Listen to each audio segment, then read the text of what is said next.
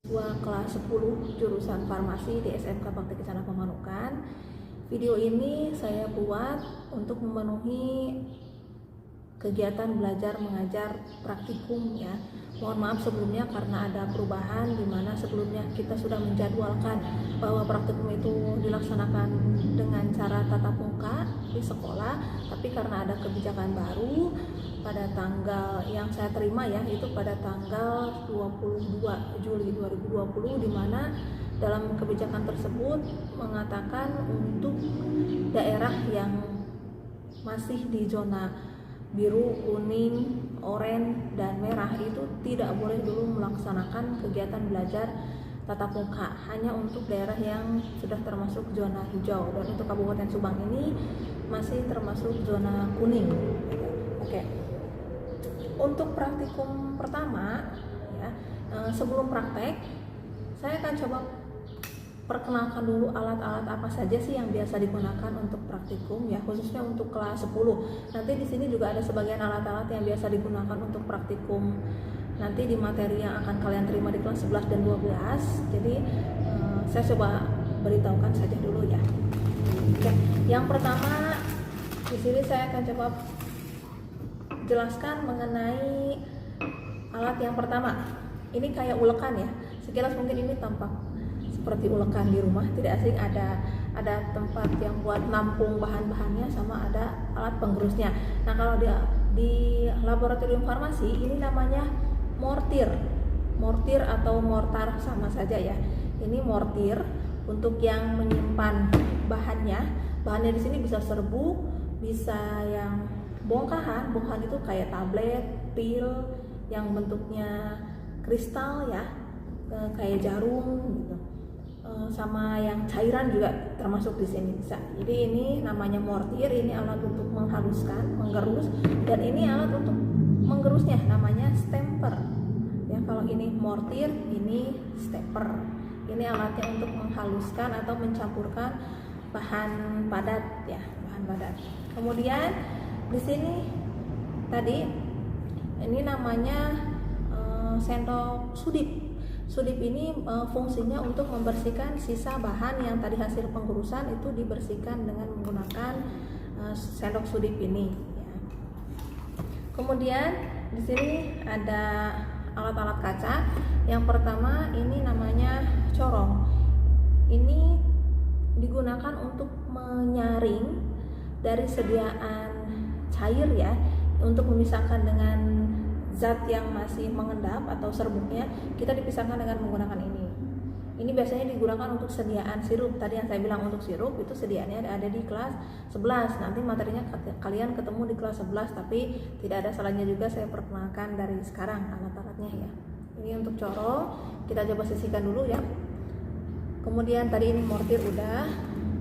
Nah, ini ada botol. Ini botol sirup ukuran 100 ml. Ini yang biasa digunakan anak-anak praktikum, dan ini dikasih per siswa 1. Jadi nanti selesai bikin sediaan sudah dinilai sama gurunya, itu biasanya dicuci kembali biar nanti bisa dibawa pulang. Jadi setelah selesai dibuang saja sediaannya, nanti wadahnya bisa digunakan kembali untuk pertemuan praktikum selanjutnya. Oke, selanjutnya kalau tadi ada wadah sirup, ini wadah yang digunakan untuk sediaan bedak salisil. Nah, ini nanti di kelas 10 kalian akan menerima materi tentang pembuatan sediaan bedak tabur ya. Nah, kita biasanya menggunakan ini. Ada banyak wadah ya untuk bedak salisil, ada yang bentuknya tinggi kayak merek Kaladin bedak Kaladin ya. Ini tengahnya ada bolong-bolongnya. Nah, ini untuk ngeluarin serbuknya ya, serbuk bedaknya. Ini penutupnya. Kemudian ini ada beker gelas atau gelas kimia. Gelas kimia ini sebenarnya tidak apa ya. Di sini memang ada skalanya ya, tapi jarang digunakan untuk mengukur suatu larutan. Ini lebih digunakan sebagai wadah untuk mencampurkan zat yang sifatnya cair. Yang sifatnya cair, dia melarutkan serbuk. Jadi kalau misalnya kalian ingin melarutkan serbuk ke dalam suatu cairan, itu biasanya menggunakan ini. Gitu. Jadi nanti dibantu dengan menggunakan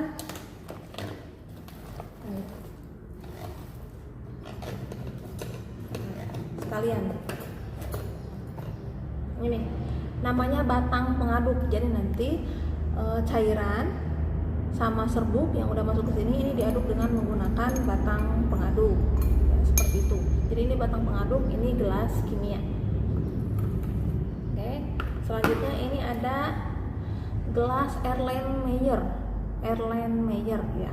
Ini juga sama, digunakan untuk melarutkan atau mencampurkan bahan yang dua-duanya berupa zat cair. Jadi yang cair dengan yang cair lagi itu dicampurkan ke sini. Kalau yang ini tadi serbuk dengan cairan, kalau ini cairan dengan cairan. Jadi nanti cara pengadukannya tidak perlu pakai batang pengaduk karena dua-duanya sudah berbentuk cairan, jadi hanya digoyangkan saja.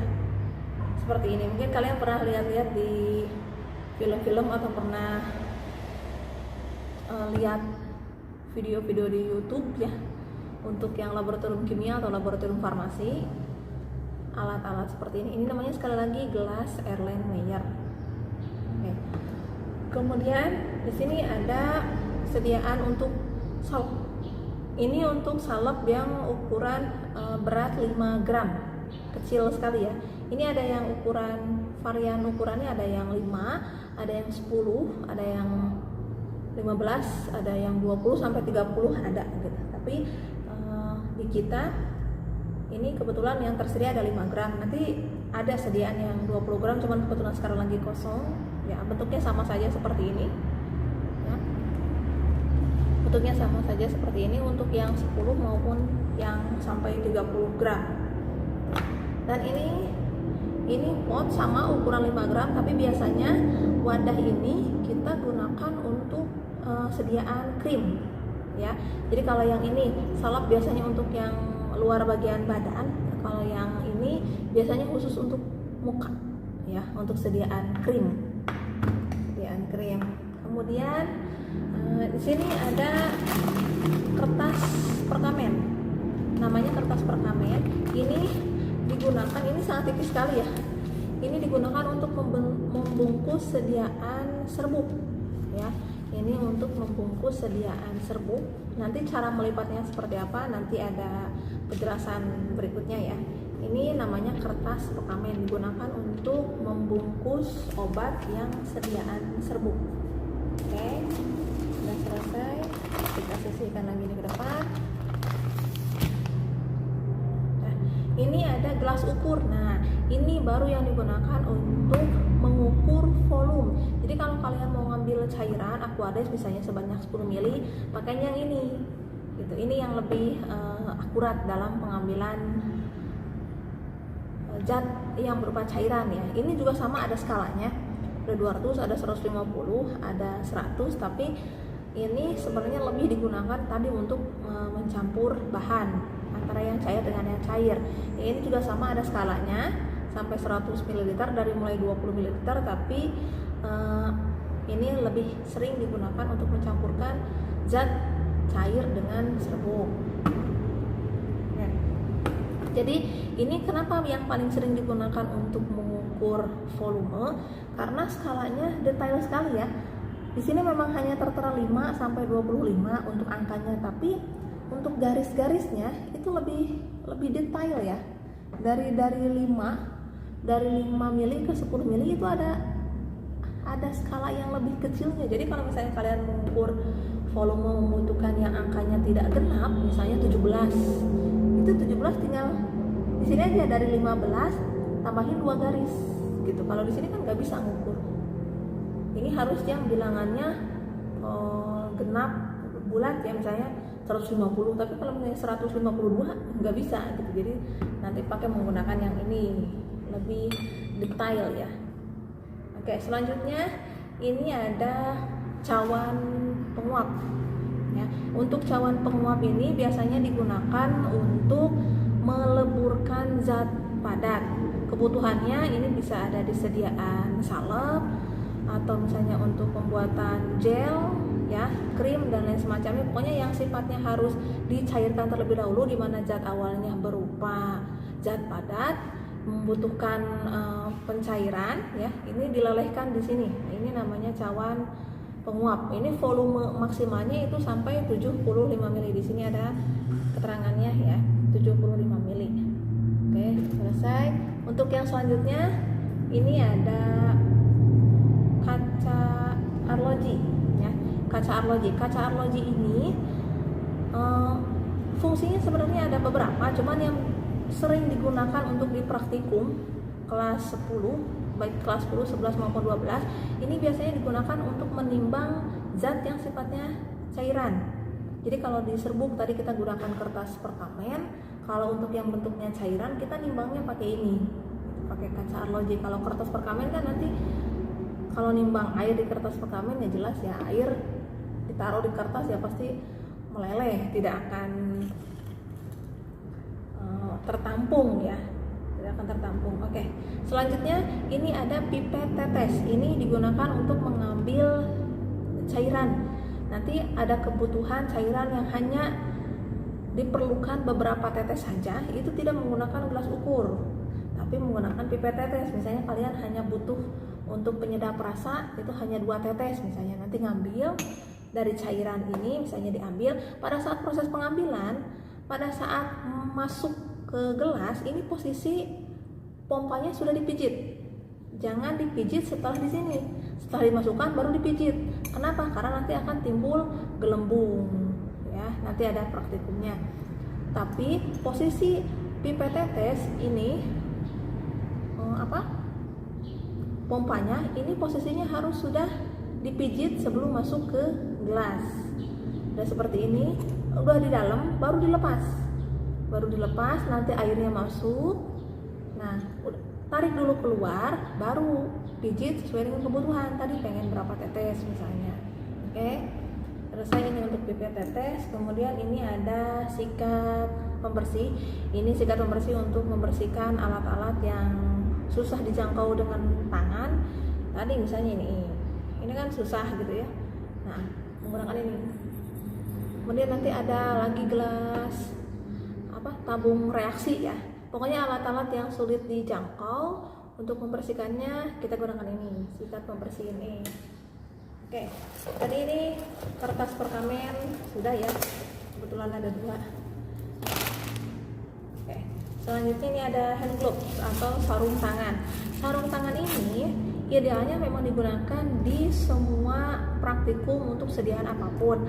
Hanya saja melihat efektivitas dari alat ini agak sedikit mempengaruhi kalau mau bikin sediaan serbuk, karena justru malah mengganggu gitu. Nah, untuk penggunaan sarung tangan ini kebanyakan digunakan atau dimanfaatkan pada saat pembuatan kapsul, karena untuk membuat sediaan kapsul itu tangan harus benar-benar dalam keadaan kering, jadi tidak bisa dalam keadaan basah ya. Makanya harus menggunakan ini. Kan ada beberapa orang yang tangannya selalu gampang basah misalnya telapak tangannya. Nah, ini bisa disiasati dengan menggunakan sarung tangan. Oke. Selanjutnya di sini ada penutup kepala. Penutup kepala ini umumnya digunakan laki-laki karena kebetulan siswa di SMK Bakti Kecerdasan Pemanukan ini mayoritas menggunakan kerudung ya. Tapi tidak menutup kemungkinan juga nanti misalnya ada yang sering keluar rambut karena tidak menggunakan daleman seperti yang saya gunakan sekarang ini.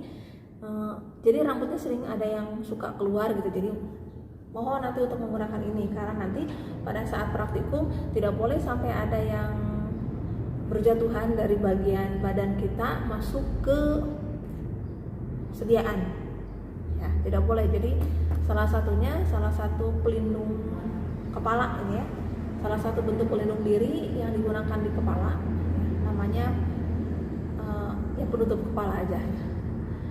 Oke. Ini selanjutnya ada masker.